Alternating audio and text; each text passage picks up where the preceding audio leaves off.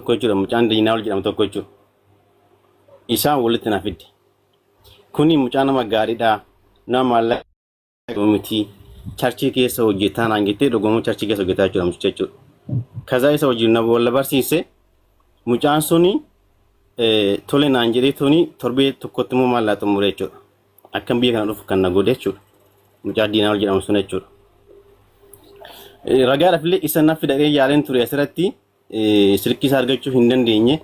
Nin nabeen namoota baay'een gaafachaa tureyyuu hin arganne waan ta'eef inni akkana kanaafummoo yeroo nan dhufsanii ishiin ijoolleen baay'een maallaqa ishiitiin fiddee ishiitu fiddee jedhanii waan baay'ee haasaa jiru garuu akkasii miti dubbiin jechuudha.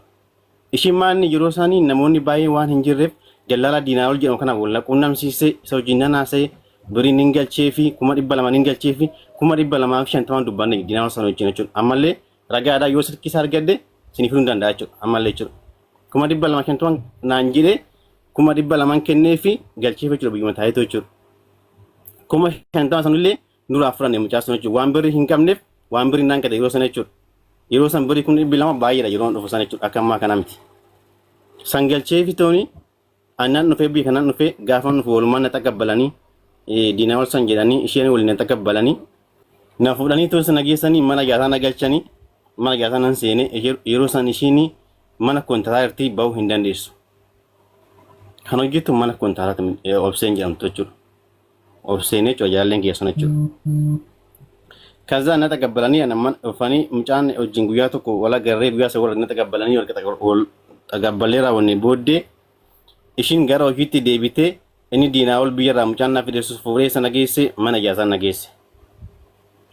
Mana ijaasaa nan deemee achiniin taa'ee achi ji'a tokko nan taa'ee erga ji'a tokko taa'ee booddee san deemee hojii barbaadee tanan hojii gaafa barbaadu hojii dhabe biyya kana keessa jechuudha. Maaliif ishiin ba'uu hin dandeessu waan ta'eef jechuudha. Mana kontiraataa waan ta'eef.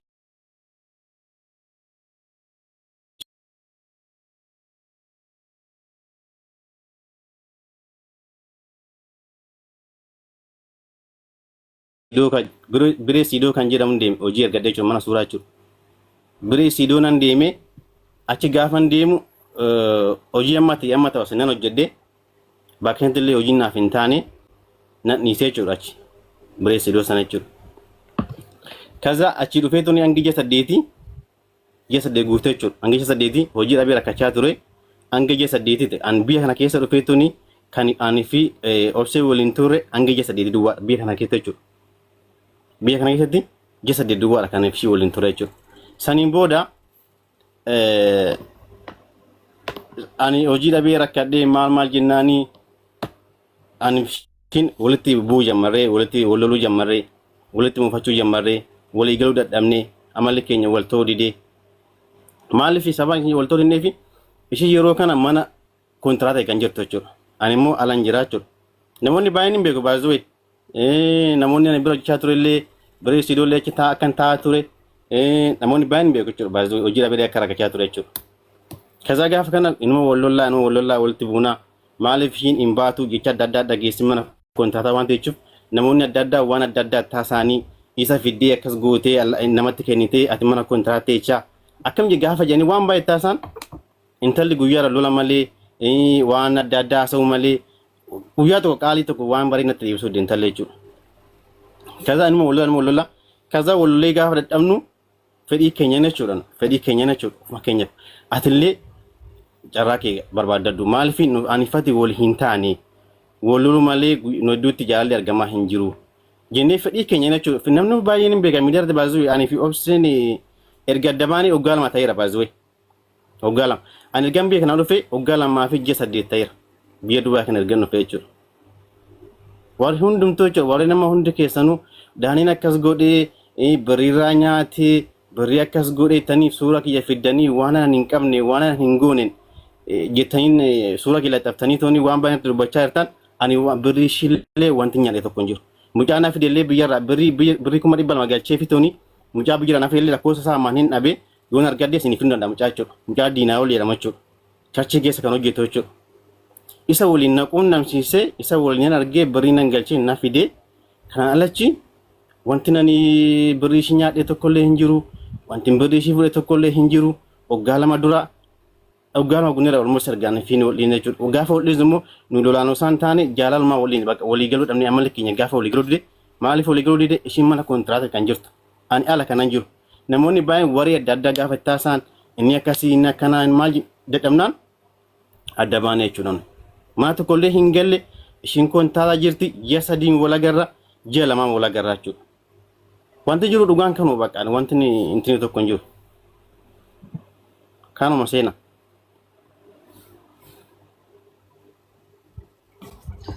Okay, sena carrauna kennite.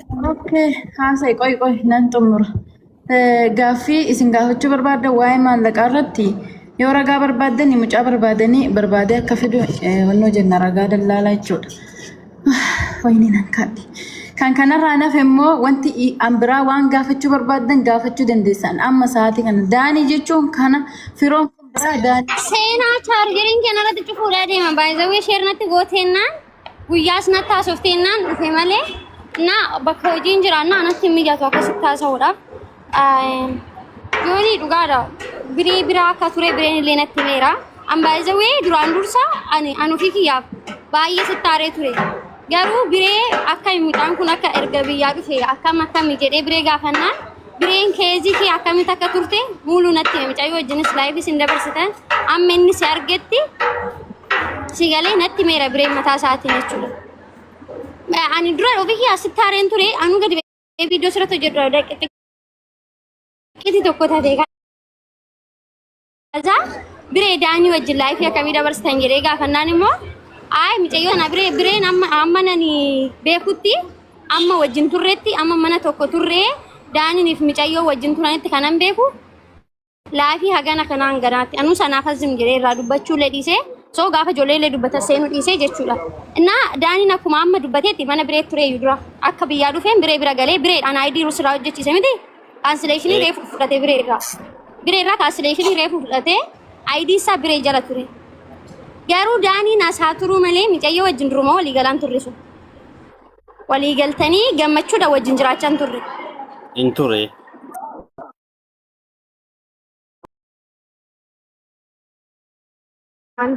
Ani beekne zim jedhin anaa jedhu malee ani si duuba waa'ee kee hundumaa xaarreera. Alaami irraa dubbachuudhaan kana si galee anaan ani bira jiru kana. Istiidiyoon immoo asuma kanuma maddii kiyya jechuudha.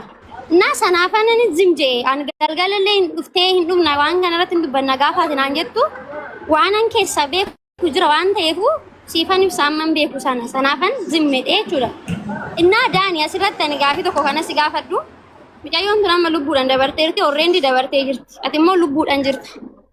Nuti obbolaa keedha. Yoo dhabdee sin gargaara. Ani akka biiftutti xinnaati tumut maafan jaalame jee sadi kanan yoo hojjenne haa ta'u sin gargaara. Mucayyoo tana birriin lama birriin tokko sitti darbee si bira jira taanaan haqqi ishii maatii ishiitti galchi. Diraamni kumni sadi sirraa jiraatu diraamni kumni lama sirraa jiraatu yoommoo mucayyoo tana birriin tokko una bira hin jiru. Ani birrii ishii nyaanne birrii ishii fudhanne birrii ishii nagarre an jettu yoo ta'es gilsii baasii uummata kana kan lafiititti mucayyoon amma lubbuudhaan dabarteerti ishiin dhuftee akka ragaatti asitti nu dhiyaachuu hin dandeessu ishiin dhuftee akka maatiitti as dhaabbachuu hin dandeessu nama lubbuudhaan darbee fi unqulaalli duudhaan qixxeedha yoo ati cabsite malee intinaan jiru. Ani mau asirratti sitti nama dhaggeeffadhu.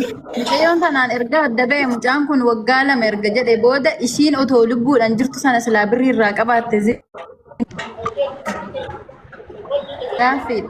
Dindattiin turte dindattiin taatu turte sigala otoo lubbuudhaan jiraatte ogguma lubbuudhaan jirtu saniyyuu waggaa lama guutuu adda baatee otoo harkaa qabaatte ta'e harkaa fudhatti taate yookaan miidiyaa irratti baastee turte.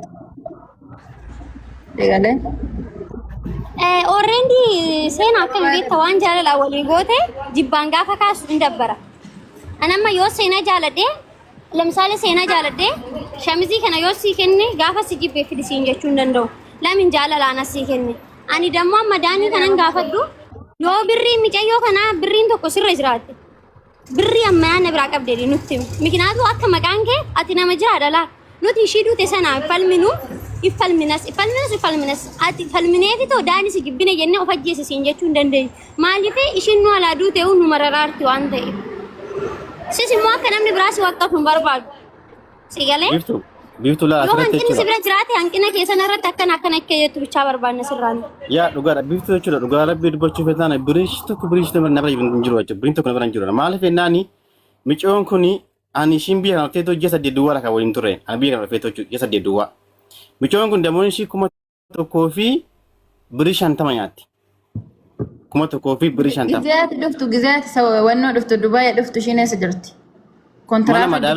Mana madaabi kontaata chaarti namni yoo hin beekan namni hundumtuu ni beeka mana kontaata akka hin turte jechuudha yeroo isaan jechuudha ishiin ji'a 8 guuttee tanaan kanaan dhufe biyya kana jechuudha ji'a 8 guuttee ani ishiinis biyya kana dhufe ji'a 8 duwwaa kan waliin jiraanne ani ishiin jechuudha hanga sanatti birrii kam na bira guutte ka damoon ishiitus laa 1,000 birrii 50 birrii kam natti kenniteet ishiin erga walolle oggaalmaa guuneera hanga ji'a 8 sanatti birrii kam fiddii na bira guuteeti birrii ishee haqni ishii na bira jiraana dhugaa dubbachuuf tanaan ani maaliif micoon bakka dhugaa jirti sobeetoni wanti jiru tokko illee hin jiru birrii micoollee tokko na bira jiru tokko hin jiru maaliif nu amaluma keenya na dabaan jechuudha wallollee toni namni hundumtuu beeka miidiyaa baasuu namni beena jiru ani ishee walloluu keenya jechuudha haasamaa ture illee duraan illee yeroo ni walloluu sana jechuudha walitti deebisuuf illee namni naasu hin jiru miidiyaa akkamitti miidiyaa bananii jechuudha garuu waan walii galuu hin dandeenye waldhiine nu fedhii keenya jechuudha hoggaan waan gundira walmas argamu ishee waldhiisne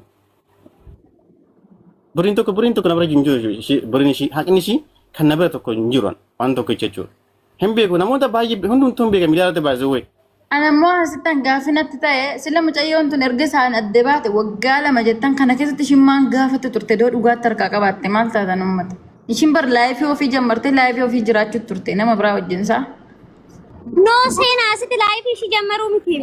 Nuti birrii ishii kana jaalalaan gaafatte kennite jibbaan gaafarraa naa kenni jettu si dabbara siigalee birrii micayyoo kanaa daanii irra hoo jiraate ani garbeelin akka biiftutti kaffaluuf irra sirraa kaffaluudhaaf daanii ayyamamtuudhaan fedhii fi yaani. Dhugaa rabbi biiftuu ani kana ninki kadha. Yoo sirra jiraate ummanni illee hin beeka ninki kadhaafan birrii ishii sumuuniin tokko na biraan jiru sumuuniin tokkicha jechuudha. Ani biyya kana dhufee ji'a 8 kanaan fi na dabaan jechuudha siigalee namti ji'a 8 kana gidduutti immoo jaalalmaa waliin turre gaafa ji'a 8 guun immoo ishiin mana madaawiti kan jirtu warii adda addaa waan dhageessuuf waan namni waan adda addaa jedhaniif mucaa biyya kana dhufee Yohaannis Daani waan barbaadde irratti wallole amma isaan dubbatee uummata kana fuulduratti jechoota akkeetti gara dhibbaatetti kama siigalee amma deebii uummanni si gaafate qofa deebista ani yaada dabalataan qaba bakka kanatti dhugaan ilma waaqayyooti ijoollee hundinuu amma mucaan kun mucaa baay'ee xiqqaadha isinillee warra asirra jirtan kun gara boru jireenya fideemtu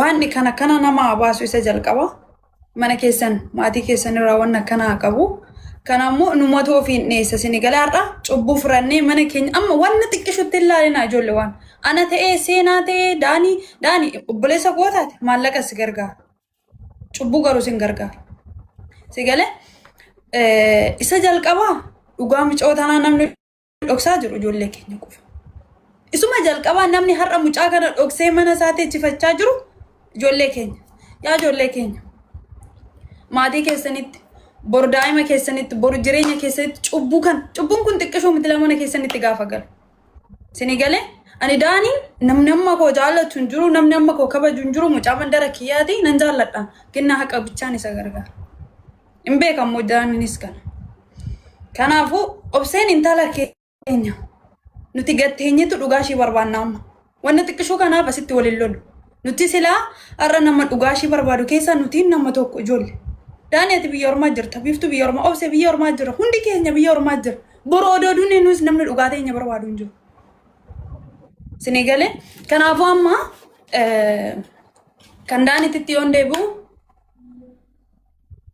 daanii erga wallole waggaa 2 ta'u anuu ragaan ba'a nan beeka waan ta'eef waggaa 2 ta'uusa ግን wanni nan irratti waliin galle waa'ee maallaqaa sana hin beeku amma mirraa qabdi eenyu fide jecha jedhu kan asumatti isarraa dhagee hiriyoonni ishiittis immoo dudubbatan ture kanuma duraayyuu daanii dhaayyuu shuuf fide maaliif sabuma inni wajjin jiru sanii ta'uu mala isaan dijjuu amma maallaqa irraa qabaattee dhiiftee isaan lamaantuu beeka maybe immoo yookiin mucaa sunuu beekuu danda'a namni ishii fide sun namni daanii fide sun ayitiin gamma amma jiru natti fakkaanne toorarraa yoo jiraate yoo danda'ame garuu jiraannan isa nuuf fide bakka uummataaf qulqullaa'u qaba wanni Nu dubbisaa mee amma nu dubbisaati waa dubbanna akkam jirtan. Okey abdii namni qaxaa abdii koo lammatatti hin deebi'u waan ta'eef taraa sii dabarsa beerirraan argatta carraa okey akka daa'imaatti naasuuf nuti nan gabaabsaan kanaafuu yoo mucaan dhufee ragaa sitti bahe ati lubbuun odoo jirtu odoo ati obsee rukuttee ajjeefte gumaa kaffalteetu uummata keessatti makamta akka seera keenyattu inji duuti sitti hin faradamu garuu idaanii kee boodhu ati nama ganaa dhala argachuuf yaaddu yoo dhugaan micootana birriin tokko sirra jiraate akkuma biiftuun jette nuti ijoolleen keenya sii kaffalla. Okay? Birriin tokko ila ani amma waan barbaade osin jedhe torban bichaan sirra haasa. Haqashi amma saalfii muti abbaan fee wal gargaaree wal utubee wal fida. Bakka ishiin hiriyaa keetiyyuu hin ta'in akkanumatti si beektee si hafiddutti sokkee namni numa wal gargaara. Rakkoon qabu giin isheen duutee bakka dhugaa jirti birrii tokko hin qabdu naraa jetteetta. Okay? Giin ani irra deebi'u maafanii sitti baay'isuun barbaadu nutu sirraa kaffala haqa micootana birrii tokko ofitti hin dabarse. Gaafa shaayillee si gaabbas yoo jiraate nutu sirraa kaffala guruuppii nu hidhiiti haqa micootana haadha ishiitiif kennu. Sigale isa kaan immoo itti nuti hundi keenyayyuu dhugaa micootana gatteenya barbaadu odoo qabnu waan xiqqoo tanarraa waliin lollu. Please ijoolleen keenya nuti jirra odoo lubbuutiin jirru namni baay'een nutti kolfaa jira. Sababa maaliif akka ta'e beektu sababa ijoollumti keenya mucaashii sababa isaatitti duute san dhoksanii obbira teessisanii waan baay'ee gochuu yaalaniifitti. Okay, suni homaa miti amma kandaanitti yoo gundeebu kandaanii kanumaanan xumuraa yoo jiraate mucaan waa fidu abdiini beeritu xaanaatti fakkaate waan inni jedhu amma asirratti kanuma galatooma.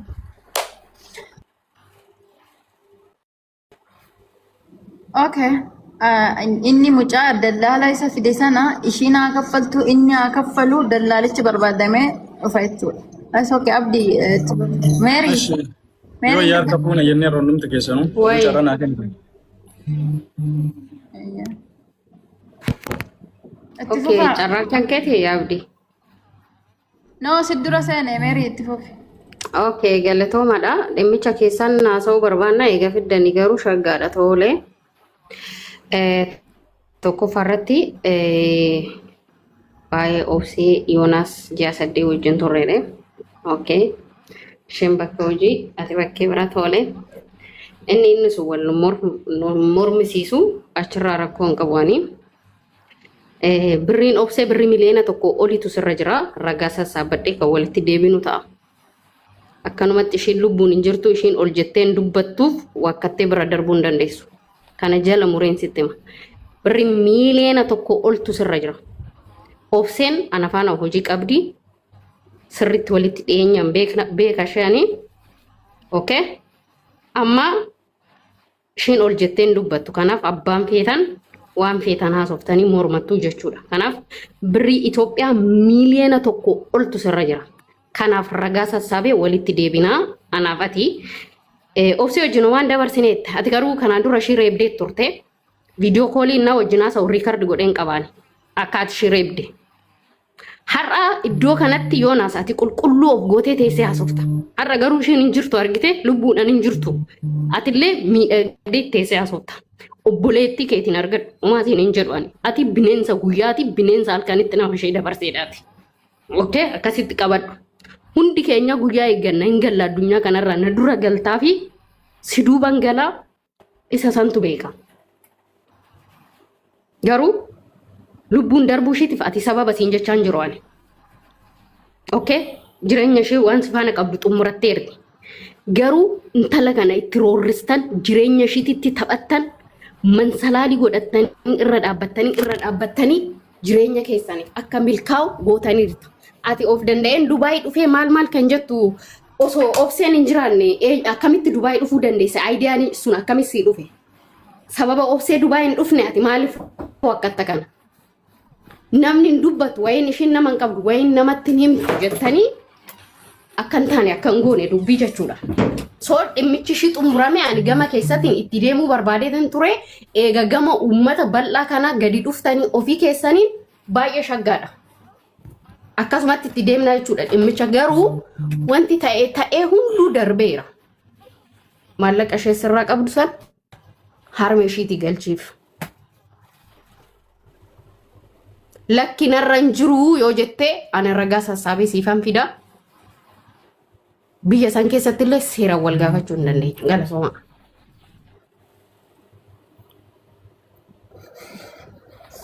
እሺ እታኑ ሴና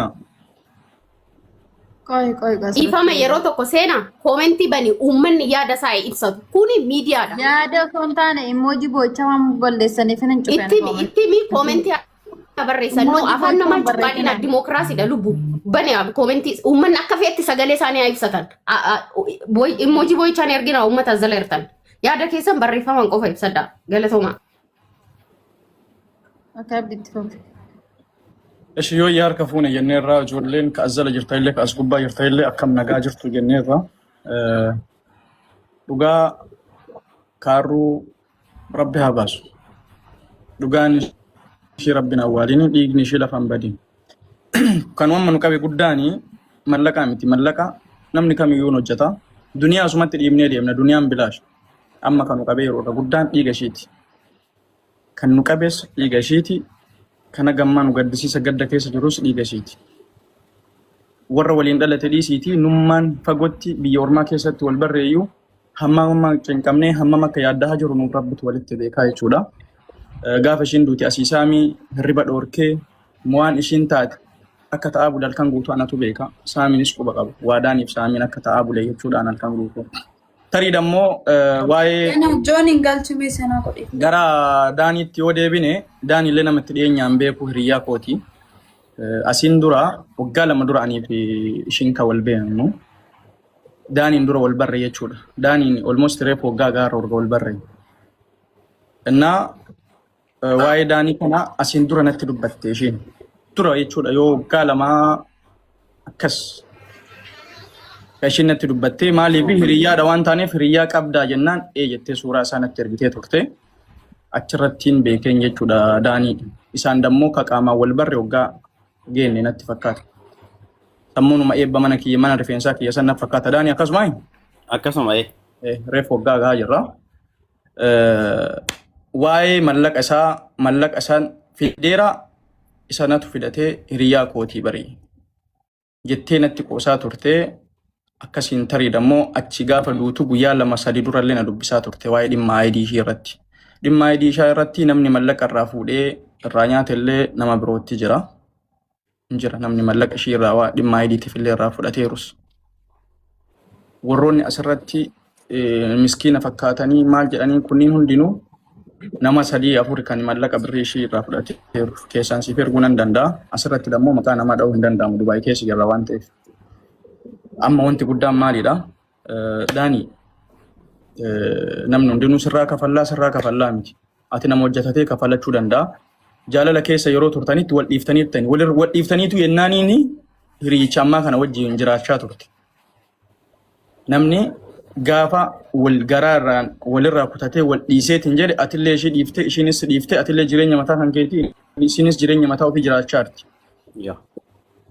Bakka kanatti wanti amma uummanni sirraa barbaadu mallaqa ishiin yoo gaafa wal jaalate namni walii kenna shaayii yoo waliin dhudde shaayii minaaminii miti yoo ishiin mallaqa kan akka liqaatti sitti kennitee jiraatti haqa ishiiti hojjettees kafaluu fi dandeessaa nama humna qabu ganaa ijoolleedha waan guddaa nama dhiphisuu miti garri mallaqa wanti ati beektu mallaqni yoo sirra jiraate mallaqa ishii sanii kana jedhiitii nuuf ibsi.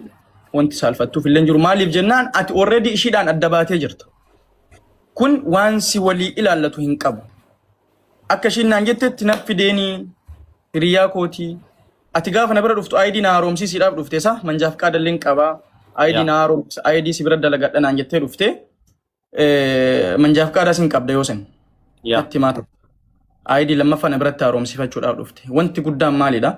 Mallaqa yoo si biraa qabaatte mallaqa ishii san ishitu na fide kuna qashiiti waan isii yoo duraa jaalalaan sii taate sani amma si galee amma wanti walitti si qabaa jiruuf maalidha maqaan kaleessaa naman dhiisuu jennee yoo haasofnu uummanni naman amanuu hin danda'u ati maqaa kaleessaatu sirra jira malee maqaan har'aa sirra hin jiru maqaan har'aa kan balleessellee kan ajjeesellee kan sababbiin ishii uf darbiteef illee dhimmuma keessanii tokkoffaan maalidha siin hin milkoomne mucayyoon tun ufii balleessitee siin adda haa baatu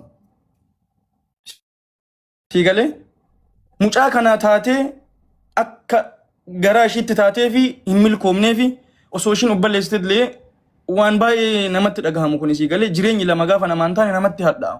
Siin osoo milkoofte okay. Siin hin milkoomne mucaanis hin milkoomne. Innis abbaa barbaadde hojii isaa suuraa kaa'aa itti erga. Kun dammoo seeraa miti. Asiin dammoo kun birrii ayidii nyaatee sammuu dhiphisaa baay'ee rakkoodha. Dhugaa rabbiin. Abdii asirratti jechuudhaani ifa mana godhi hadni ishii jechuudha. Hadni ishii waan nama jiran jiru amma sanaan aras ta'e boorus ta'e jechuudha. Hadni mucayyoo kana waan tokkichi waan nama jiran jiru. Birriin immoo ragaan si biratti ragaa onaa fi rakkoon qabu. Hojjedhee nan kaffalaaf. Ragaa bira qabaachuu ishii birrii ragaa onaa qabaattee haa filattu ragaa.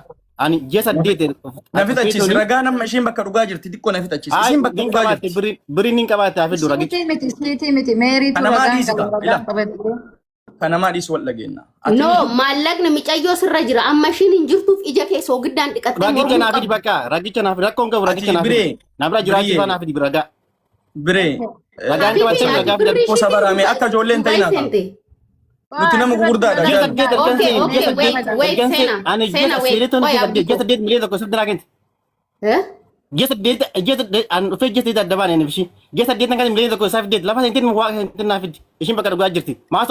Duubaay gaafa dhuftu piroosasii ishiitiin dhufti saniin alallee maallaqni ishii sirra jira jechaa jira. Dhaggeeffadhu wayin sitti Yoonas wayin sitti dhaggeeffadhu. Dhaggeeffadhu wayin sitti Dikoo namni deebi'ee koolitti deddeebifne qaba. karaa walii kennaati wal dhaggeeffatu. Waa walii kennaa taata maal hundi keessanuu naaf dhuftu eenyu dhaggeeffannaa? Sanyi ati biree ati fixattee jarraa kan kee xiqqoo nuuf obsitu nullee dhugaa mucayyoo tanaatiif asirraa miti. Goon kuma hiriyyummaan deeggaru asiin na gorraata malee an kan deeggaru dhiiga mucattii tanaa barbaada'ani maaliif jennaan dhiigni shamarran keenya.